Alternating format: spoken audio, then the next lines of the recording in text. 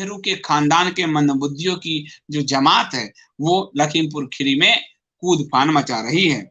और वहां सरकार ने ऑर्डर दे दिया कि ये जो दोनों भाई बहन हैं वो जाएं वहां जाकर नौटंकी करें, क्योंकि दोनों भाई बहन नौटंकी करना चाहते थे और सरकार एक्सपोजर ही कर रही है।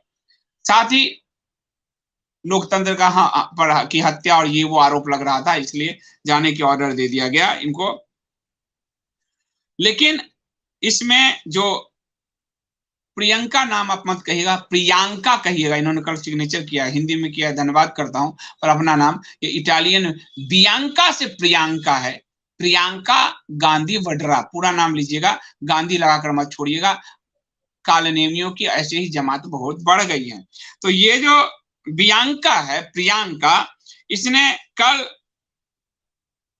अनशन शुरू कर दिया। 2 दिन पिज्जा बर्गर के बिना नहीं रह पाएगी, छोड़ दिया जाता है इसको, भारत का खाना तो सूट नहीं करता होगा, लेकिन अनशन शुरू कर दिया था। उनको अब इजाजत मिल गई है, सीतापुर में इसको हिरासत में लिया गया था, उसका झाड़ू लगाने लगी, फिर अनशन शुरू किया। दूसरी तरफ प्रेस कॉन्फ्रेंस जब हो रहा था तो राहुल गांधी पत्रकारों पर चिल्लाया, फ्रस्ट्रेटेड है, बहुत फ्रस्ट्रेटेड है, वो चिल्लाया कि ये सवाल जो विपक्ष राजनीति का आरोप विपक्ष पर लग रहा है, हमारा तो काम है दबाव बनाना, आप लोग सवाल नहीं पूछते। यानी अब वो मीडिया से भी जो है मीडिया के साथ भी उसका व्यवहार धीरे धीरे फ्रस्ट्रेशन के लेवल को पार करता जा रहा है। उधर सुप्रीम कोर्ट ने लखीमपुर मामले में कहा कि इस तरह की घटनाएं होती हैं तो कोई भी उसकी जिम्मेदारी नहीं लेता। सुप्रीम कोर्ट खुद क्यों नहीं लेता? 1 साल हो गया, स्वतः संज्ञान क्यों नहीं लिया? इन किसान संगठनों को क्यों नहीं बुलाया सुप्रीम कोर्ट ने? और आज कपिल सिब्बल कांग्रेस के चिल्लाए हैं कि सुप्रीम कोर्ट स्वतः संज्ञान क्यों नहीं लेता। 1 साल तक इन लोगों को मजे आ रहे थे कि सरकार को गिरा दो, जनता को तबाह करो। आज मैं आया हूं वो टिकरी बॉर्डर में एक स्टेशन, मेट्रो का एक स्टेशन से दूसरा स्टेशन जो 1 मिनट में पार होगा, वहां पे जो इन्होंने रोक रखा है पूरा, वो पार करने में 2.5 घंटे लग गए। एक स्टेशन, 1 किलोमीटर का दायरा, कोई गांव घूम घूम के ये कौन देगा ईंधन का खर्चा? इतनी मानसिक परेशानी, गांव के अंदर के सर के सब गांव डैमेज हो रहे हैं। ये कह रहा स्वतः संज्ञान सुप्रीम कोर्ट क्यों नहीं लेता? मैं भी पूछ रहा हूं कि आज सुप्रीम कोर्ट ज्ञान देने आ गया कि इस तरह की घटना की जिम्मेदारी कोई नहीं लेता। तुम ही ले लो भाई कि हमने स्वतः संज्ञान नहीं लिए और हम आंख बंद करके बैठे रहे, ये सारी जवाबदेही मेरी है, आप ले लो। आपको किसी ने स्वतः संज्ञान लेने से मना नहीं किया था मिलॉर्ड, ठीक है। किसान संगठन की ओर से दायर याचिका पर सुनवाई के दौरान अटॉर्नी जनरल के वेणुगोपाल ने 8 लोगों के मारे जाने की घटना को दुर्भाग्यपूर्ण कहा और उसके बाद कोर्ट ने कहा कि पर इस तरह की घटना की जिम्मेदारी कोई नहीं लेता। और उसके बाद संगठन ने मांगा कि हमें जंतर मंतर पर सत्याग्रह की अनुमति दी जाए और इसमें सुप्रीम कोर्ट ने अभी उनको वो देख रही है। उन्होंने कहा भी था कि प्रदर्शन करते हुए अब ये सत्याग्रह का क्या नौटंकी शब्द नहीं, पर उन्होंने कहा कि अब परमिशन मांगने की क्या जरूरत, परमिशन क्यों मांग रहे हो, तुम तो खुद ही नाटक कर रहे हो।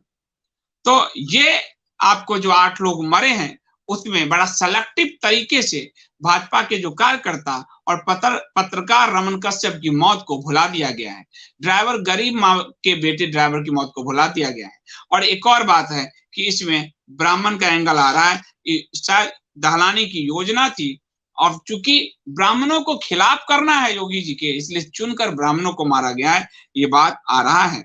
फिर इस पूरे मामले में एक और बड़ी बात आई है कि योगी आदित्यनाथ जी ने किस तरह से राकेश टिकैत का बहुत ही सकारात्मक सदुपयोग किया। राकेश टिकैत जो इस आंदोलन में का चेहरा बन चुके हैं, उसका बहुत ही सदुपयोग किया गया। और राकेश टिकैत ने कहा कि इस आंदोलन में जो आज हुआ, इंडियन एक्सप्रेस ने छापा है, ये और आग भड़क जाएगा यदि विपक्ष के नेता यहाँ पर्यटन करने आते रहे। सबसे पहले इनके पर्यटन को बंद किया जाए। और आपको बताया था मैं, योगी आदित्यनाथ बैठक करते रहे तो राकेश टिकैत ने कहा कि ये और करीब 25,000 किसानों की भीड़ जुटा ली गई थी यूपी को जलाने के लिए। उसके डैमेज कंट्रोल को भी, मुझे याद है एक IAS अफसर थे, उन्होंने बड़ी अच्छी कहानी सुनाई थी कि जब वो एक प्रदर्शन में गए मेंटेन, तो रास्ते से एक लड्डू खरीद लिया और लोगों से जब उनको सब घेर लिया गाड़ी को, तो उन्होंने कहा पहले आप हनुमान जी का प्रसाद खाइए। मंगलवार का दिन था, हम गए एक हनुमान जी के मंदिर में, वहीं लड्डू था, लेकर आए, प्रसाद लेके खाइए। वो लोग हनुमान जी का प्रसाद तो हटा नहीं सकते थे, खाने लगे, तब तक वो अपने ऑफिस में घुसे और उन्होंने काम किया। तो डैमेज कंट्रोल आप कैसे करते हैं, ये असल में पूरी दुनिया इस समय योगी आदित्यनाथ की तारीफ कर रही है, प्रशंसा कर रही है कि इतने बड़े उपद्रव विपक्ष ने जो लगाने का प्रयास किया, उसको कैसे किया कंट्रोल। तो योगी आदित्यनाथ की सरकार ने जो चीजें आ रही है, कि लगातार कोशिश की और राकेश टिकैत को अपनी तरफ लिया कि उपद्रव करने से कोई फायदा नहीं है। तो सबसे पहले राकेश टिकैत ने कहा कि विपक्षों को रोकते हैं, इसलिए रोकना जरूरी है, वरना ये देश में आग लगा देंगे और इसके समाधान की ओर बढ़ना होगा सरकार को। सरकार के लोग टच में थे और समाधान की दिशा में जो मांग रखा गया, सरकार ने बिल्कुल आनाकानी नहीं की और सभी मांगों को मान लिया गया।